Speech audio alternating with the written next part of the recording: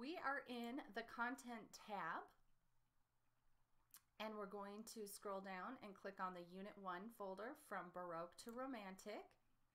And today we are going to do 1.04, Baroque in Italy. There is a quiz, so I'm going to right click and you should follow along and do this with me. Click on that and open the link in a new window. Perfect. Go ahead and get that quiz started. And then you're just going to resize that so that you can still read the full question and you have a scroll bar. And then you can also resize your original window. I'm going to move the quiz over to this side, and I'm going to move excuse me, the reading over to this side, and I might have to squeeze that down a little bit more. Let's get started and see if I need to make any more modifications to the window.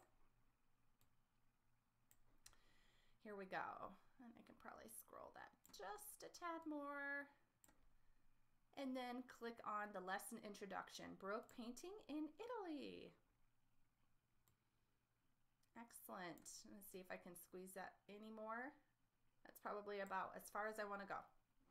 So let's figure out what our quiz questions are. That's a great test-taking strategy. Always read your questions first. Question 1, which statement best describes Caravaggio's approach to painting? Caravaggio focused on realism and used dramatic compositions and lighting effects. Caravaggio embraced the Renaissance convention of portraying idealized figures. Caravaggio avoided references to contemporary life in his religious paintings. Caravaggio used religious symbols to communicate Catholic themes. So as we do our reading, we'll find the answer to that question. Question 2, what technique did Caravaggio use in the conversion of St. Paul to make the main figure appear to project into the viewer's space? Is it atmospheric perspective, chiaroscuro, foreshortening, or one-point perspective? And then question 3, which of the following best describes tenebrism, a technique Caravaggio developed and mastered? Is it a method of placing fine lines close together to create light or dark values? The process of blending one area of color into another to create a hazy effect? An extreme lighting effect in which figures emerge from darkness into bright light? Or a shading technique that makes painted figures or objects look sculptural? Let's find out. Baroque artists brought a lofty sense of drama and naturalism to 17th century Rome. Nearly 100 years after the High Renaissance ended in Italy, artists flocked to Rome where a new artistic style was taking shape. They depicted figures with striking naturalism and expanded on classical conventions. This painting here is The Supper of Emos by Caravaggio. It's oil and egg tempera on canvas, and it's from the year 1601. The Counter-Reformation.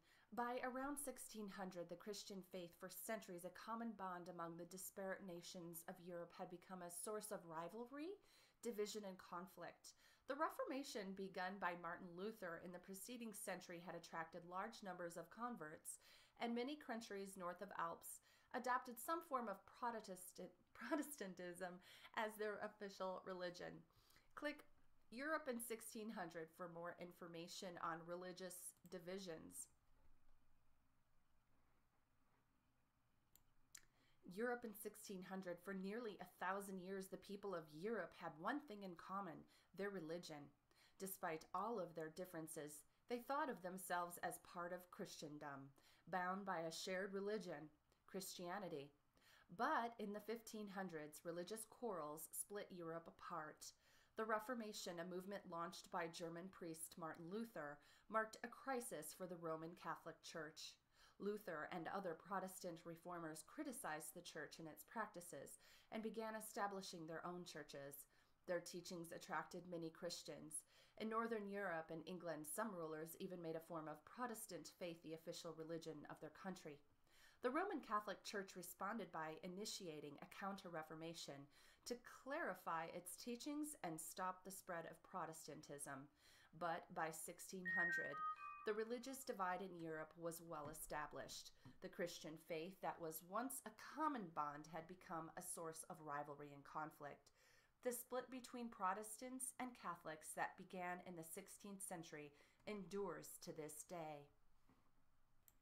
And you can see by the key to this map that the pink areas are the Catholic majority. Purple has Catholic majority with strong Protestant minority, and the yellow areas are the Protestant majority. So you can see how it is split up. The effect of the Counter-Reformation on art. Catholic officials launched the Counter-Reformation to win back those who had left the Catholic Church and to reinforce piety among the faithful. The Church's hierarchy began to halt the corruption that had appalled Luther and driven so many adherents away. Catholic leaders also began a concerted effort to make their church and its teachings more understandable to the masses. Religious art served directly to communicate Catholic principles to poor, illiterate worshippers. Henceforth, church commissions would focus on themes with an unmistakable and often dramatically executed Christian message. In fulfilling these commissions, artists move away from long-standing Renaissance attitudes and techniques to create a new energetic style that came to be known as Baroque. Baroque, a style of art that involves a sense of movement and emotion. Baroque artists created an intense experience for congregations by combining painting, sculpture, and architecture.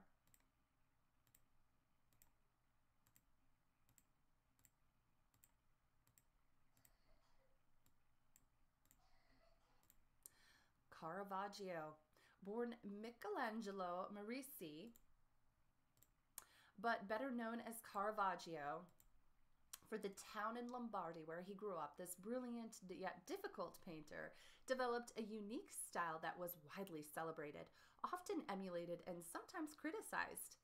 Caravaggio began his career by studying the works of Renaissance masters. He learned techniques such as chiaroscuro and sfumato and studied Venetian color theory.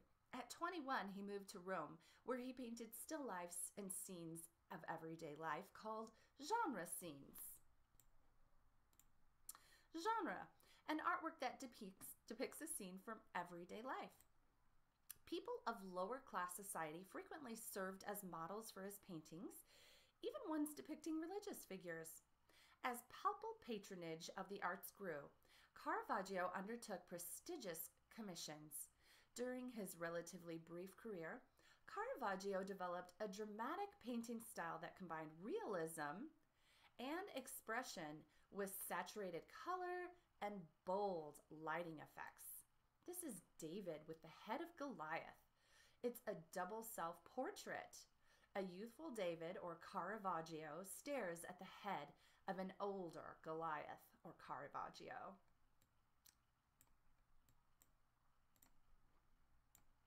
Caravaggio's Calling of St. Matthew. In 1599, Caravaggio received his first public commission to create paintings for the Contarelli Chapel at the Church of St. Luigi in Rome. In Calling of St. Matthew, Caravaggio depicted biblical figures in contemporary clothing in a gritty setting to depict the moment of religious conversion. Seated at a table in a dark room, Levi, the tax collector who later becomes St. Matthew, is surrounded by his well-dressed associates. In contrast to the colorful costumes and feathered caps, Jesus and St. Peter enter the room dressed in simple garments.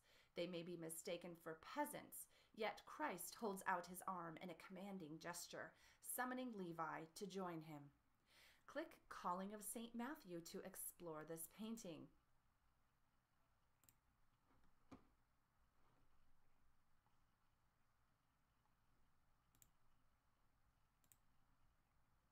That is Jesus,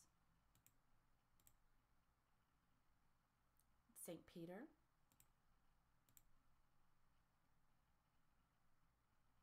an older boy armed with a sword leans toward Christ and St. Peter, unafraid of a potential confrontation.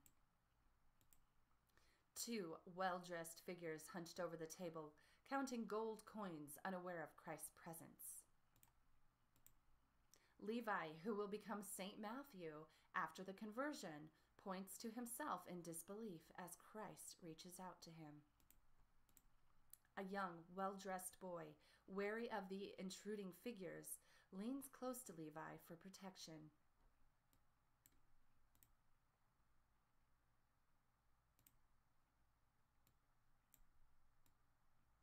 Light and shadow conventions. Caravaggio employed dramatic lighting to enhance his paintings. He studied Renaissance chiaroscuro. This is a term you need to know. It's the use of light and dark to show highlights and shadows on objects. This technique makes painted objects look solid. It also gives a three-dimensional feel. So notice how light this gentleman's sleeve is in contrast to the dark shadows. Chiaroscuro techniques and relied on richly contrasting highlights and shadows to create the illusion of three-dimensional form. He also developed a technique we call tenebrism, a painting technique in which intensely lit figures emerge from dark backgrounds, creating extreme contrast of light and dark. Tenebrism is like a spotlight effect. Do you see the way the light comes through the window and creates a spotlight on these characters? I think we had a question about that. Oh, wow. I bet we could probably answer a couple of these. Which statement best describes Caravaggio's approach to painting? Focused on realism and used dramatic compositions and lighting effects. That sounds really close, right? I think that's probably going to be it because we just read that, didn't we? Dramatic lighting effects? Yes. We haven't gotten to that painting yet. Which of the following describes tenebrism? We were just looking at that. Intensely lit figures emerge from dark backgrounds, creating extreme contrast in light and dark. An extreme lighting effect in which figures emerge from darkness into bright light. Very good. So we just have one more question left. And let's continue reading. He also developed a technique we call tenebrism to depict glowing figures bathed in light, emerging from a dark background. An extreme light source from outside the painting illuminates the figures, much like a modern spotlight, drawing attention to performers on stage. The light source in Calling of St. Matthew creates a dramatic diagonal, which dominates the composition and leads the viewer's eye to Levi. The figure of Jesus is partially hidden in shadow, yet the heavenly ray of light follows his gesture and illuminates Levi's face. St. Peter and Christ are partially illuminated by another unseen light source.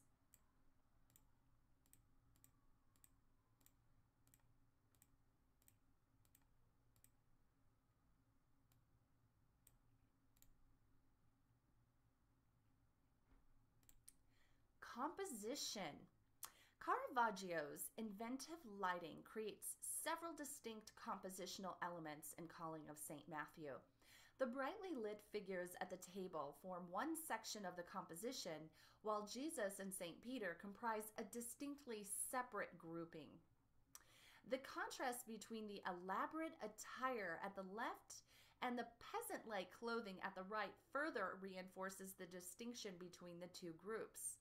Christ's outstretched arm bridges the gap between these two elements and unifies the composition. The bold beam of light above his head defines a third section of the painting. The poses of the figures captured in mid-movement and the diagonal of the light beam breathe drama and movement into the composition. To see audiovisual presentation of this painting, click Art Lecture, Calling of St. Matthew.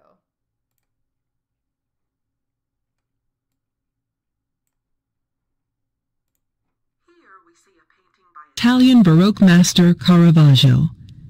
In 1599, Caravaggio received his first public commission to create paintings for the Contarelli Chapel at the Church of St. Luigi in Rome. In this painting from the chapel, Calling of St. Matthew, Caravaggio depicted biblical figures in 16th century clothing in a gritty setting to depict the moment of religious conversion. Seated at a table in a dark room, Levi, the tax collector, who later becomes St. Matthew, is surrounded by his well-dressed associates. Christ and St. Peter enter the room dressed in simple garments. They may be mistaken for peasants, yet Christ holds out his arm in a commanding gesture, summoning Levi to join him. Let's take a closer look at the individual people in the painting. Two well-dressed figures hunch over the table counting gold coins, unaware of Christ's presence. Levi, who will become St. Matthew after his conversion to Christianity, points to himself in disbelief as Christ reaches out to him. A young, well-dressed boy, wary of the intruding figures, leans close to Levi for protection. An older boy, armed with a sword and unafraid of a potential confrontation, leans toward Christ and St. Peter.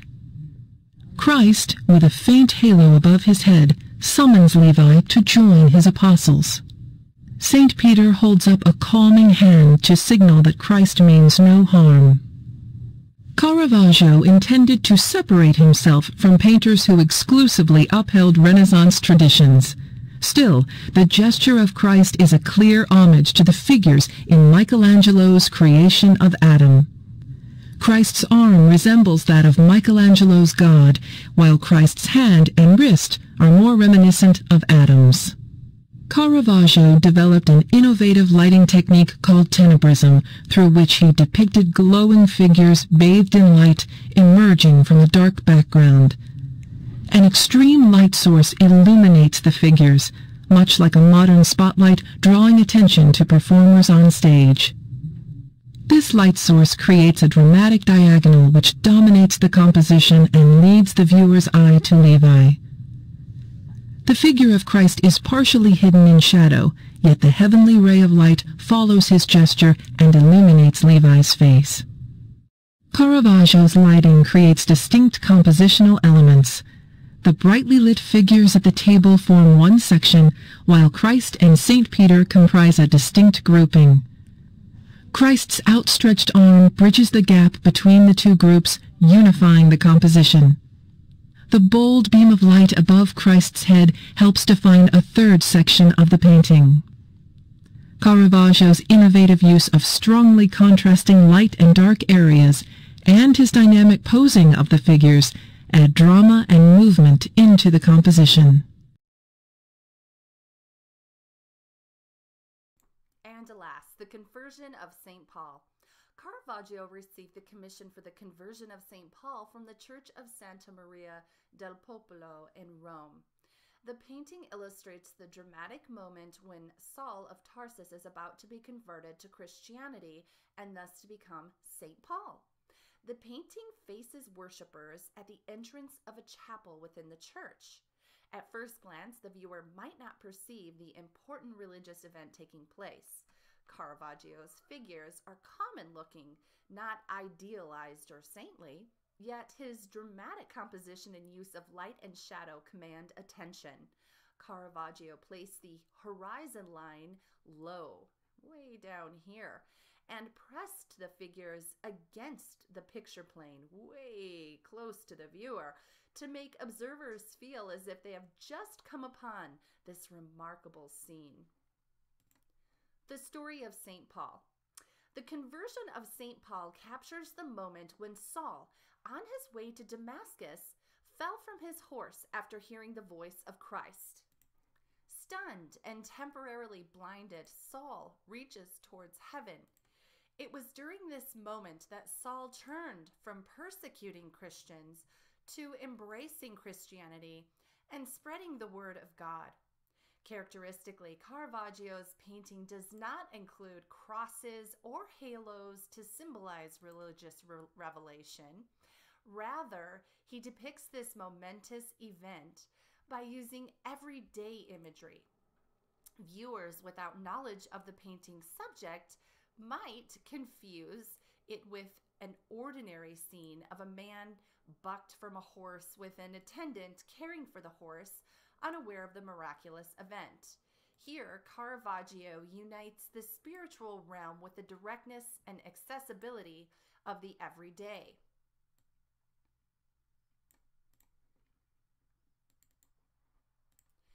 Taking realism to new heights. One of the most controversial aspects of Caravaggio's style was his commitment to naturalism. Naturalism is a style of art in which the artist renders subjects the same way as they appear in the natural world. In a revolutionary departure from the standard practice of that time, he used live models as subjects for his paintings. This enabled him to depict figures with almost photographic accuracy. A clear departure from the idealized proportion and beauty of Renaissance conventions, Caravaggio's technique drew harsh criticism from some patrons and observers. They believed he was being too realistic and that he did not depict religious figures and events with the respect and dignity they deserved. Caravaggio's uncanny ability to render the human form can be seen in St. Paul's complicated pose. Notice his use of foreshortening in the masterful way that he depicts Paul's body projecting into the viewer's space. Foreshortening. In a flat artwork, a technique for realistically depicting an object projecting directly toward or away from the viewer. Let's look at our last question here. What technique did Caravaggio use in the conversion of St. Paul to make the main figure appear to project into the viewer's space? That's right, foreshortening. Good job. Click the Supper at Emmaus to see another example. Here we go. Caravaggio makes use of foreshortening as he portrays the moment in which Christ reveals himself to his disciples following his resurrection. Just had Easter here. Observe the disciples' hand on the chair in the foreground as he is about to rise, and the beardless Christ's outstretched hand. Here, the disciples' hands dramatically reach out both toward us and away from us. That is foreshortening. That concludes 1.04. Go ahead and save all of your responses and submit your quiz.